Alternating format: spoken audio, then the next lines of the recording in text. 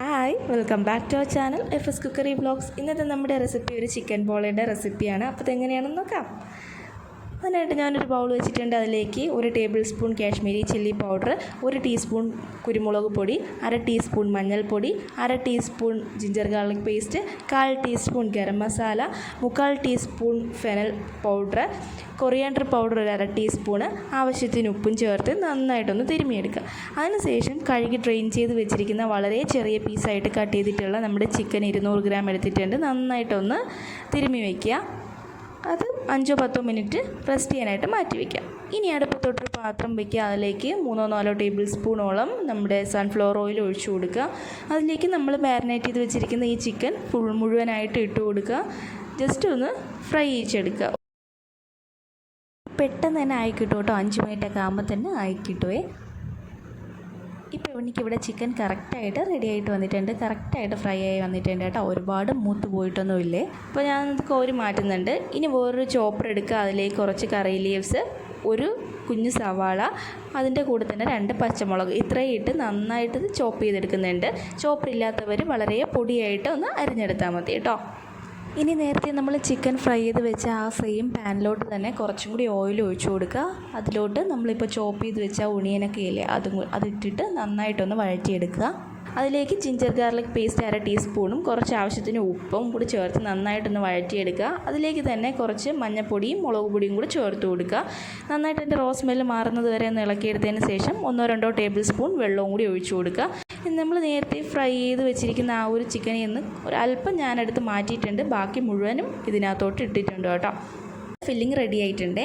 ഇനി നമുക്കിതിന് വേണ്ടിയിട്ടുള്ള ബാറ്റർ തയ്യാറാക്കാം. അതിനായിട്ട് 1 കപ്പ് മൈദയിലേക്ക് 2 മുട്ട പൊട്ടിച്ചൊഴിക്കുന്നുണ്ട്. അതിലോട്ട് തന്നെ അല്പം ഉപ്പും 1 ടീസ്പൂൺ കുരുമുളക് പൊടിയും, നമ്മൾ മൈദ എടുത്ത അതേ കപ്പിൽ തന്നെ 1 കപ്പ് പാലും, ഇത്രയാണ് എടുത്തിട്ട് മിക്സിയുടെ ജാറിലിട്ട് നന്നായിട്ടൊന്ന് അടിച്ചെടുക്കുന്നുണ്ട്. ഇപ്പോൾ ബാറ്റർ റെഡി ആയിട്ടുണ്ട്. ഇനി നമുക്കിത് ഉണ്ടാക്കാനായിട്ട് തുടങ്ങാം. അതിനായിട്ട് ഞാനൊരു കടായി എടുത്തിട്ടുണ്ട്. അതിലേക്ക് ഈ എല്ലാ വശത്തും എത്തുന്ന രീതിയിലൊന്ന് ബ്രഷ് ചെയ്ത് കൊടുക്കുന്നുണ്ട്. അതിലേക്ക് പകുതി പോർഷനോളം നമ്മളിപ്പോൾ ഉണ്ടാക്കി വെച്ചിരിക്കുന്ന ബാറ്റർ ഒഴിക്കുന്നുണ്ട്. എന്നിട്ട് ഒന്ന് 2-3 മിനിറ്റ് ഒന്ന് ജസ്റ്റ് ലോ ഫ്ലെയിമിലിട്ടൊന്ന് ക്ലോസ് ചെയ്ത് വെക്കുക. അതിന് ശേഷം മൂടി തുറന്നിട്ട് നമ്മൾ ഉണ്ടാക്കിയ ഫില്ലിങ് മുഴുവനായിട്ടും അതിനകത്ത് വെച്ച് കൊടുക്കുവാണേ.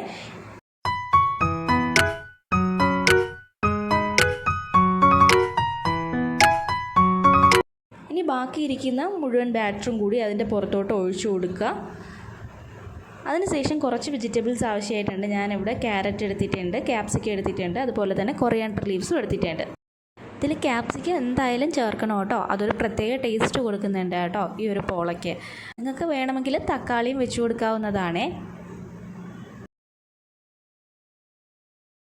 ഇനി നേരത്തെ മാറ്റി വെച്ച ആ ചിക്കനില്ലേ, കുറച്ചെടുത്ത് ഞാൻ മാറ്റിയിട്ടുണ്ടായിരുന്നില്ലേ, ആ ചിക്കനാണ് കേട്ടോ ഈ പൊടിയായിട്ട് അരഞ്ഞിട്ട് ഇതിൻ്റെ പുറത്തോട്ട് ഇട്ട് കൊടുക്കുന്നത്. മല്ലിയില ഇഷ്ടമുള്ളവർ ചേർത്താൽ മതി, അതിൻ്റെ ഫ്ലേവർ ഇഷ്ടമല്ലാത്തവർ ചേർക്കണ്ടേ. ഇനി ഇതുപോലൊരു തവി വെച്ച് നന്നായിട്ടൊന്ന് പ്രസ് ചെയ്ത് കൊടുക്കണം കേട്ടോ. അപ്പോൾ അതവിടെ ഒന്ന് സെറ്റ് ആവാൻ വേണ്ടിയിട്ടാണ്.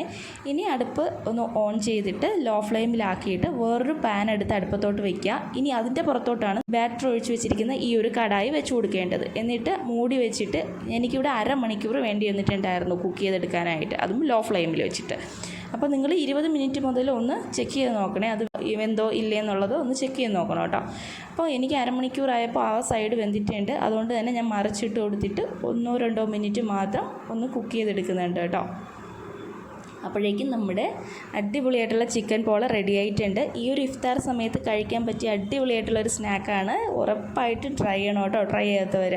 വളരെ ടേസ്റ്റിയാണ്, അതേസമയം എല്ലാവർക്കും ഉണ്ടാക്കിയെടുക്കാൻ പറ്റുന്ന രീതിയിലാണ് ഞാൻ ഉണ്ടാക്കിയെടുത്തിട്ടുള്ളത്. അപ്പോൾ ട്രൈ ചെയ്യാത്തവരൊന്ന് ട്രൈ ചെയ്ത് നോക്കുക. നിങ്ങളുടെ ഫീഡ്ബാക്ക് എന്നെ അറിയിക്കുക. നമ്മുടെ ചാനൽ ആദ്യമായിട്ടാണ് കാണുന്നുണ്ടെങ്കിൽ, സബ്സ്ക്രൈബ് ചെയ്യാത്തവരുണ്ടെങ്കിൽ പ്ലീസ് ഒന്ന് സബ്സ്ക്രൈബ് ചെയ്തും ലൈക്ക് ചെയ്തും ഷെയർ ചെയ്തും ഒന്ന് സപ്പോർട്ട് ചെയ്തേക്കണേ. എല്ലാവർക്കും താങ്ക്സ് ഫോർ വാച്ചിങ്.